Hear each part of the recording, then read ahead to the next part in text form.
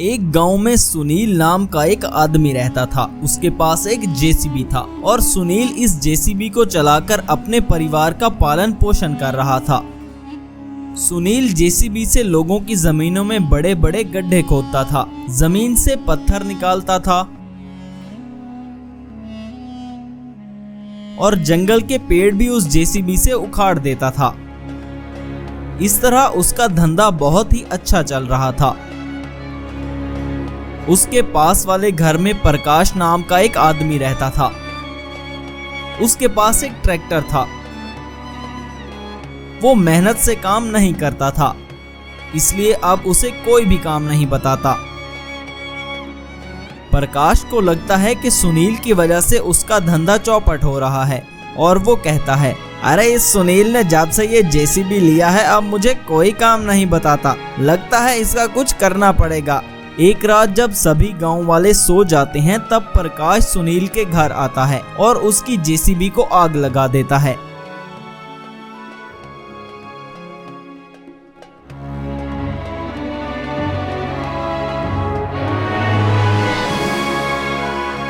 सुबह जब सुनील उठता है तो उसका जेसीबी पूरी तरह से जल चुका था।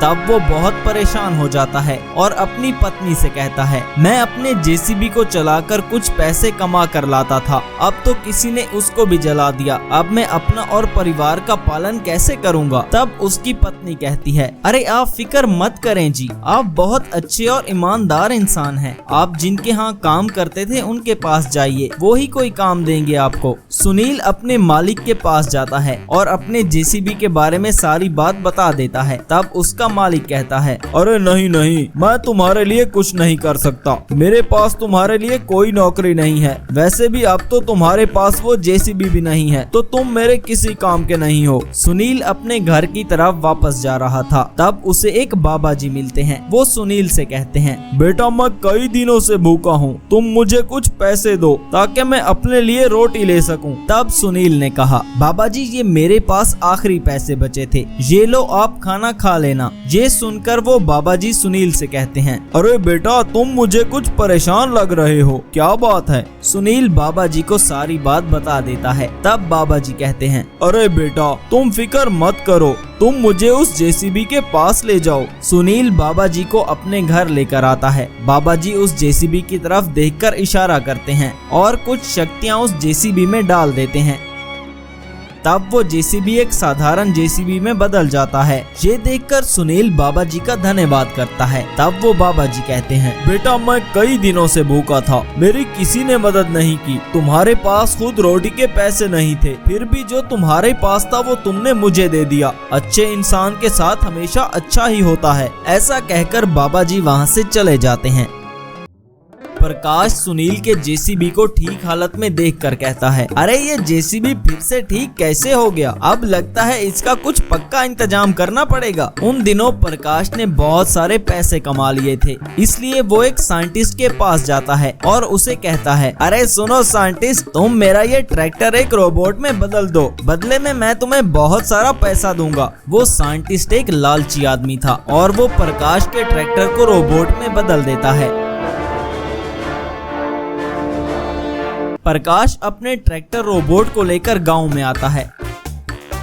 तब उसके सामने सुनील आ जाता है और वो सुनील से कहता है, पिछली बार तो तुम्हारा जेसीबी बच गया था, इस बार मेरा ये रोबोट तुम्हारे जेसीबी के टुकड़े टुकड़े कर देगा। ये सुनकर सुनील ने कहा, अरे प्रकाश तुम ये सब क्यों कर रहे हो, आखिर मेरे जेसीबी ने तुम्हारा क्या बिगाड़ा है। ये सुनकर प्रकाश ने कहा, तुम्हारे जेसीबी की वजह से मुझे कोई काम नहीं बताता था, अब तो मैं तुम्हें भी खत्म कर दूंगा। तब प्रकाश अपने रोबोट से कहता है, सुनो ट्रैक्टर रोबोट, इस आदमी को मार डालो और उसके जेसीबी को भी तोड़ दो। देखते ही देखते सुनील का जेसीबी भी एक रोबोट में बदल जाता है।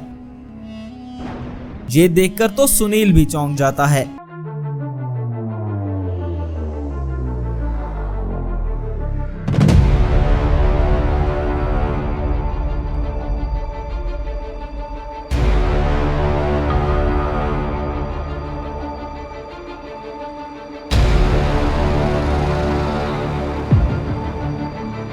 तब जेसीबी रोबोट ट्रैक्टर रोबोट को खत्म कर देता है। अंत में सुनील प्रकाश को पुलिस के हवाले कर देता है।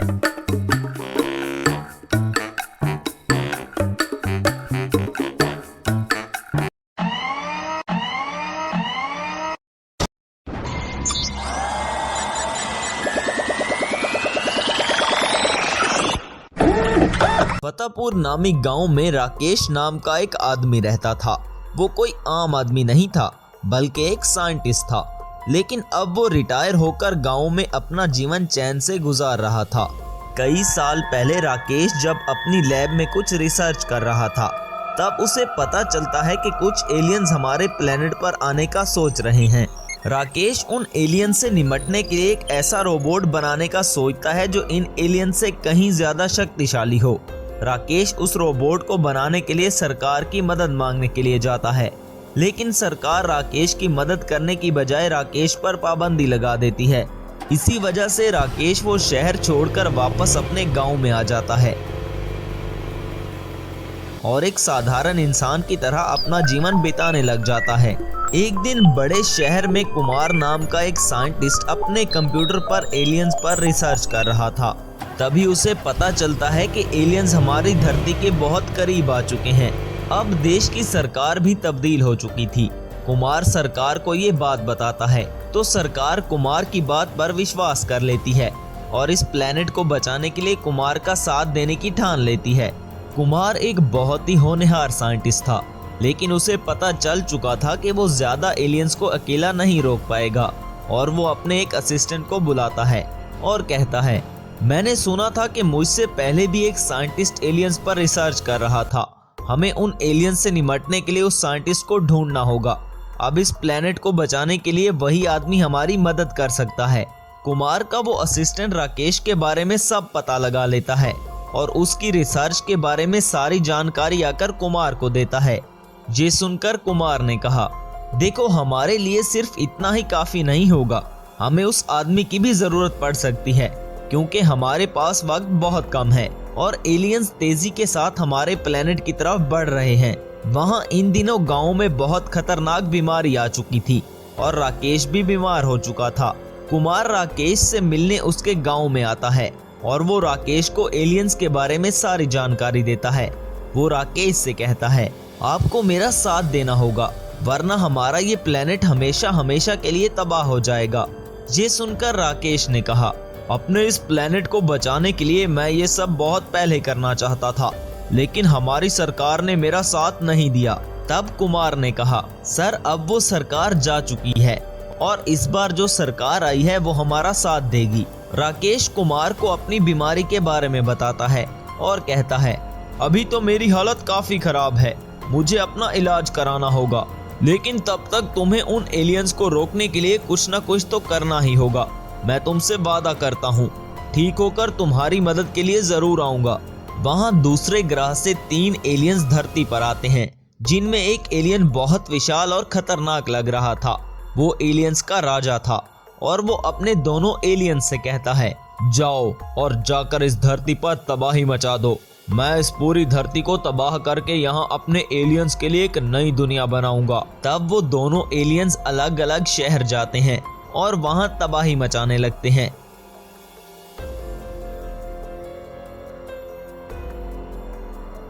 इस बात का पता कुमार साइंटिस्ट को चलता है। कुमार बहुत ही बुद्धिमान साइंटिस्ट था और उसने एलियंस को रोकने के लिए अपनी लैब में 2 रोबोट्स बना लिए थे। वो अपने इन दोनों रोबोट्स में पावरफुल चिप्स लगाता है जिससे वो दोनों रोबोट एक्टिवेट हो जाते हैं। कुमार अपने कंप्यूटर पर उन दोनों एलियंस की लोकेशन का पता लगाता है। तब उसे पता चलता है कि धरती पर एलियंस का राजा भी आ चुका है।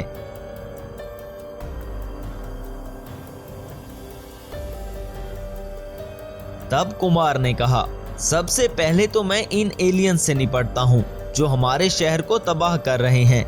उस एलियन राजा को मैं बाद में देखूंगा। कुमार अपने दोनों रोबोट्स को उन एलियंस को रोकने के लिए भेज देता है।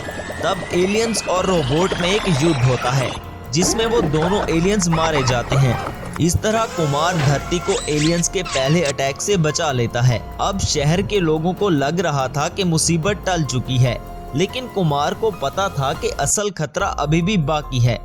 तब शहर का एक आदमी कहता है, अरे ये एलियंस हमारी धरती को खत्म करने के लिए आए थे। देखो हम इंसानों के बनाए हुए रोबोट्स ने उन एलियंस का क्या हाल कर दिया है। वो आदमी ये कहकर उन मरे हुए एलियंस पर हंसते रहता है। तब वहां खड़े दूसरे आदमी ने कहा, अरे तुम हंसो नहीं, तुमने न्यूज़ नहीं सुनी? अब इस धरती पर एलियंस का राजा भी आ चुका है और वो बहुत खतरनाक एलियन है। उसे ये रोबोट ज्यादा देर तक नहीं रोक पाएंगे। वहां कुमार भी अपनी लैब में यही सोच रहा था कि आखिर उस बड़े एलियन को कैसे रोका जाए। इतने में एलियन राजा शहर में आ जाता है। उसे देखकर लोग यहाँ वहाँ भागने लगते हैं। वो एलियन राजा बहुत ही विशाल लग रहा था और वो बड़ी बड़ी इमारतों को गिराने लग जाता है और शहर की सारी गाड़ियों को भी तबाह करने लगता है। एलियन राजा को रोकने के लिए आर्मी अपने टैंक्स लेकर आती है, लेकिन वो एलियन इन टैंक्स को एक ही हमले में तबाह कर देता है। इतने में दोनों रोबोट्स भी वहां आ जाते हैं और वो पूरी ताकत से एलियन राजा पर हमला करते हैं। लेकिन एलियन राजा में कुछ ऐसी शक्तियां थीं जिनके सामने वो रोबोट नहीं टिक पाते। तब एलियन राजा ने कहा, तुम सब एक मामूली इंसान हो, तुम सब मिलकर भी हम एलियंस का कुछ नहीं बिगाड़ सकते। वहां गांव में राकेश ठीक हो चुका था और वो अपने ट्रैक्टर को एक रोबोट में ट्रांसफॉर्म कर देता है। राकेश अपने मैजिकल सुपर ट्रैक्टर रोबोट को शहर में भेजता है। एलियन राजा शहर को तबाह कर रहा था। तब वहां ट्रैक्टर रोबोट की एंट्री होती है, जिसको देखकर एक शहरी ने कहा, अरे वो देखो, हमें बचाने के लिए इस बार एक ट्रैक्टर रोबोट आ चुका है। अब ये इस एलियन को हम इंसानों की पावर दिखाएगा। Magical super tractor robot alien पर हमला कर देता है और उसे एक ही झटके में खत्म कर देता है। तब कुमार राकेश से कहता है, सर आप ट्रैक्टर रोबोट को लेकर बिल्कुल सही समय पर आए हो, वरना वो एलियन हम सबको मार डालता और इस पूरे शहर को भी तबाह कर डालता। ये सुनकर राकेश ने कहा, कोई बात नहीं कुमार, ये तो मेरा फर्ज था। आज से हमारा ये ट्रैक्टर रोबोट इस दुनिया की रक्षा करेगा। इस तरह ट्रैक्टर रोबोट पूरे देश का हीरो बन जाता है।